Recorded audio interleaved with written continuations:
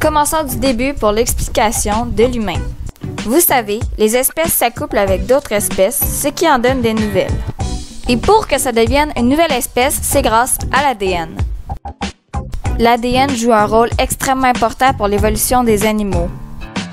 Le début de l'évolution des espèces a commencé par des bactéries microscopiques. Ces bactéries vont s'accoupler avec une autre sorte de bactéries, ce qui va en créer une nouvelle. L'ADN de chaque animal provient de son ancêtre, qui peut valoir des millions ou des milliards d'années. Autrement dit, l'ADN est une sorte de gène.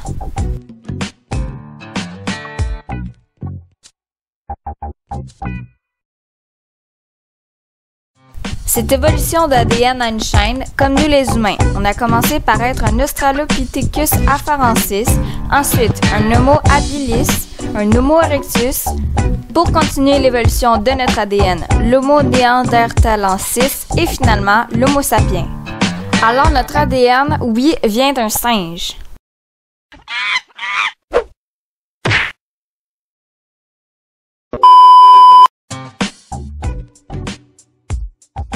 Pour bien se nourrir et être en santé, nous devons absolument manger des produits laitiers, des céréales, la viande et substituts et des légumes et des fruits.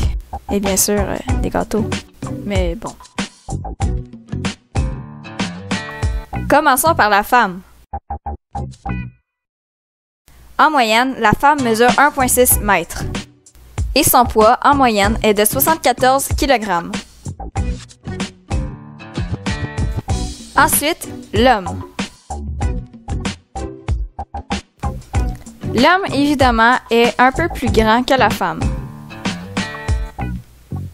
Il mesure en moyenne 1,70 m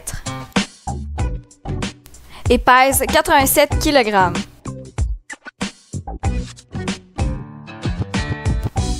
La gestation d'un humain dure 9 mois et le nombre possible de petits par portée, c'est souvent 1, parfois des jumeaux, des triplets, des quadruplets et parfois 5 bébés.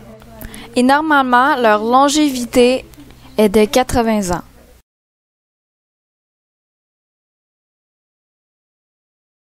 Alors, où le retrouve-t-on sur la planète? Eh bien, il y a juste un endroit. Attention, 3, 2, 1.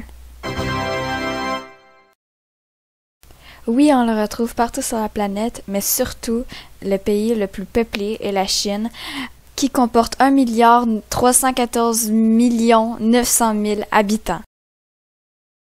Ensuite, c'est l'habitat. L'humain a plusieurs habitats. En voici quelques exemples.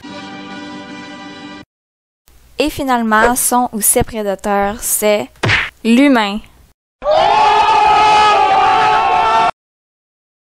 Don't wanna say, don't wanna go.